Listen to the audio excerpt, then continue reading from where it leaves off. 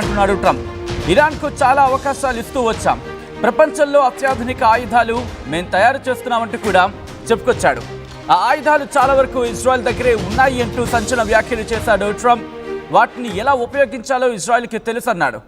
ఒప్పందం చేసుకోకపోతే పరిస్థితి ఎలా ఉంటుందో మీ ఊహకే వదిలేస్తున్నానంటూ సంచలన వ్యాఖ్యలు చేశాడు.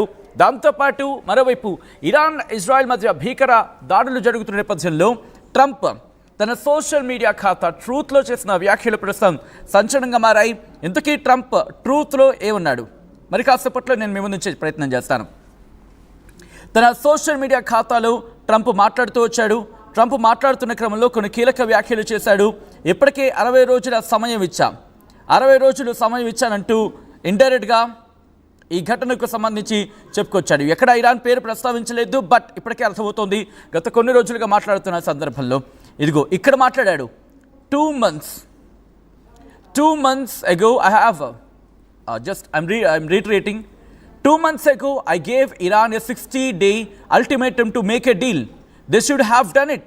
Today is day 61. I told them what to do, but they just couldn't get there. Now they have perhaps a second chance. అంతకన్నా ముందు మీరు చూడొచ్చు, ఒక సుదీర్ఘమైన ట్వీట్ చేశాడు. దీనికన్నా ముందు ట్రంప్ చేసిన ట్వీట్ కోర్స్ ట్రంప్ చేసిన ట్రూత్ పోస్ట్ అని చెప్పుకోవాలి. ఆ తర్వాత ప్రస్తుతం చక్కర్లు కొడుతోంది సోషల్ మీడియాలో ఆ ఘటనకు సంబంధించి. ఇరాన్కి నేను ఒక ఛాన్స్ ఇచ్చాను, ఒకసారి ఇంగ్లీష్లో నేను మీకు చెప్పేస్తాను, ఆ తర్వాత మనం తెలుగులోకి మాట్లాడుకునే ప్రయత్నం చేద్దాం. I gave Iran chance to make a deal. ఇరాన్కి సంబంధించి మాట్లాడుతున్న సందర్భంలో ఏమన్నాడు, ఇప్పటికీ నేను ఒక ఛాన్స్ ఇచ్చి చూశాను, ఇరాన్కి ఛాన్స్ ఇచ్చాను, కానీ ఇరాన్ దాన్ని నిర్లక్ష్యం చేస్తుంది, పట్టించుకోలేదు, ఇప్పటికైనా మించిపోయిందేం లేదు అంటూ కూడా ట్రంప్ చేసిన వ్యాఖ్యలు. ఇది దేనికి నిదర్శనం? ఏం చెప్పాలనుకుంటున్నాడు ట్రంప్?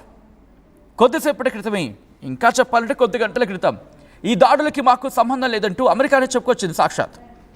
బట్ ఇప్పుడు ఏమంటున్నాడంటే ట్రంప్, ఇప్పటికీ ఆల్రెడీ ఛాన్స్ ఇచ్చాను ఒక డీల్ చేసుకోవడానికి, జస్ట్ డూ ఇట్ అన్నాను, స్ట్రాంగెస్ట్గా చెప్పాను, జస్ట్ డూ ఇట్, చేసేయండి అని చెప్పుకొచ్చాను.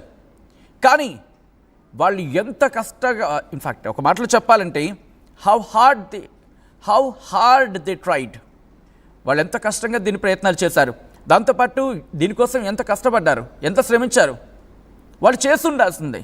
ఏమంటున్నాడు, they just could not get it done, వాళ్ళది పూర్తి చేయలేకపోయారు అని చెప్పి ఇరాన్ మీద నెపాన్ని నెట్టేసే ప్రయత్నం చేస్తున్నాడు ట్రంప్. ఇంకా ఏమంటాడంటే కనుక ఇప్పుడు ఈ పరిస్థితి ఇంకా దారుణంగా వెళ్ళే అవకాశం ఉంది. ఒకసారి ఇంగ్లీష్లో చెప్తాను సో దట్ మీకు క్లియర్ కట్గా అర్థమవుతుంది.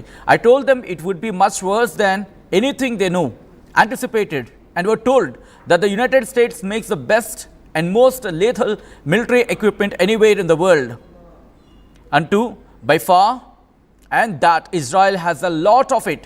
ఇజ్రాయెల్ ఇప్పటికీ చాలా అధునాతనమైన టెక్నాలజీస్ను పొందింది. అమెరికా ఎటువంటి అధునాతనమైన సైనిక ఆయుధ సంపత్తినైనా తయారు చేయగలదు, వాటిని సమకూర్చగలదు. ఇజ్రాయెల్ ఇప్పటికే లాభపడింది అంటూ ఇజ్రాయెల్ని చెప్పుకొచ్చాడు. At the same time, certain Iranian hardliners spoke bravely and they didn't know what was about to happen. ఇక్కడ ఇరాన్కి సంబంధించి మాట్లాడుతున్నాడు. బహుశా ఇండైరెక్ట్గా Ayatollah Ali Khamenei, supreme leader, ఇరాన్కి సంబంధించి సుప్రీం లీడర్ అయతుల్లా అలీ ఖమేనీని ఉద్దేశించి అన్నాడా? బహుశా ఎవరిని ఉద్దేశించి అన్నాడు మీరే చెప్పే ప్రయత్నించండి.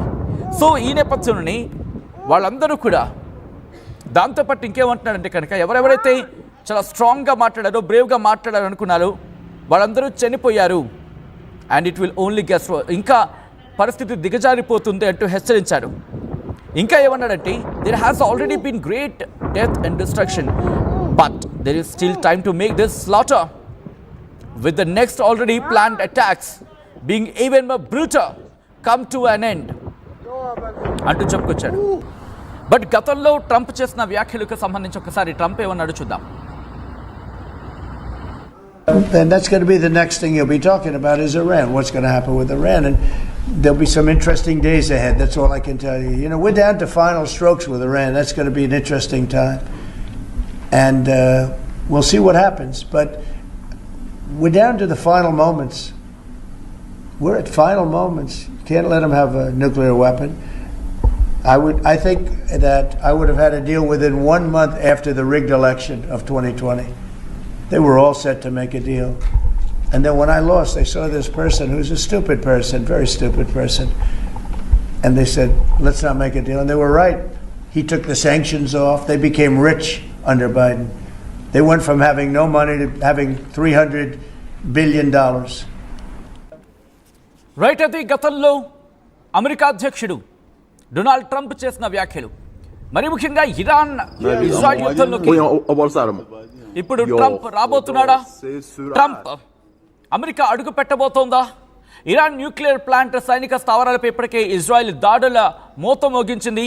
Iran paramilitary revolutionary guard chief మృతి చెందిన పరిస్థితి. మిలిటరీ చీఫ్ మహమ్మద్ బఘేరి సైతం హతమయ్యాడు.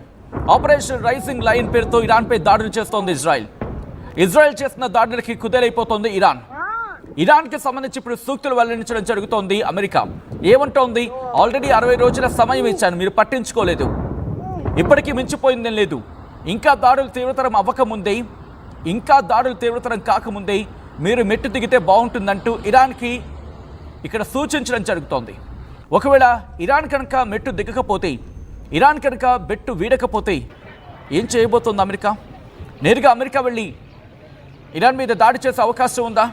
ఒకసారి ఈరోజు జరిగిన దాడులకు సంబంధించి విజువల్స్ చూద్దాం, ఆ తర్వాత ఇన్ డీటెయిల్గా మాట్లాడుకుందాం.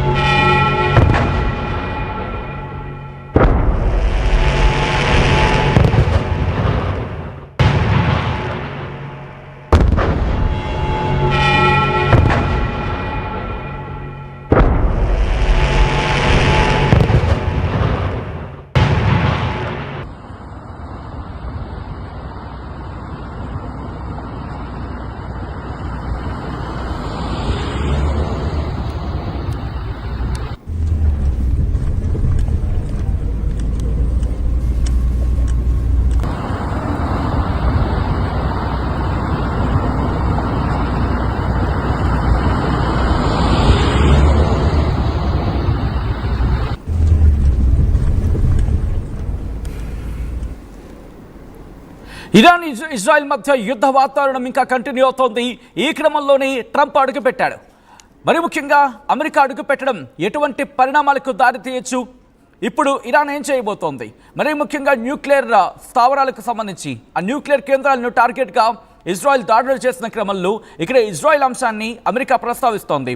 మేము ఎటువంటి ఆయుధాలైనా తయారు చేయగలం, ఇప్పటికే ఆ ఆయుధ సంపత్తికి సంబంధించి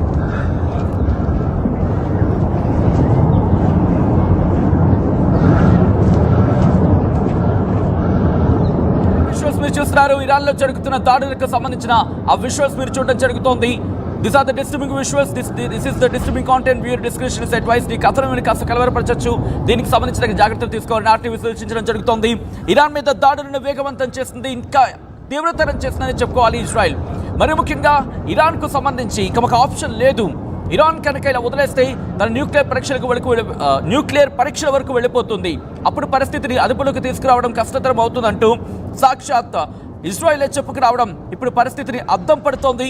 ఎవరు ఎక్కడ తగ్గేదలేదట్టుగా ఇద్దరికిద్దరు కూడా వ్యవహరిస్తున్నారు. చమురు శుద్ధి కర్మాగారాలు మరి ముఖ్యంగా వాళ్లకు సంబంధించి అణు స్థావరాలని టార్గెట్గా చేసుకున్నారు. దాంతోపాటు మరికొన్ని అంశాలకు సంబంధించి వాళ్ళు టార్గెట్గా ముందుకు వెళ్తూనే ఉన్నారు.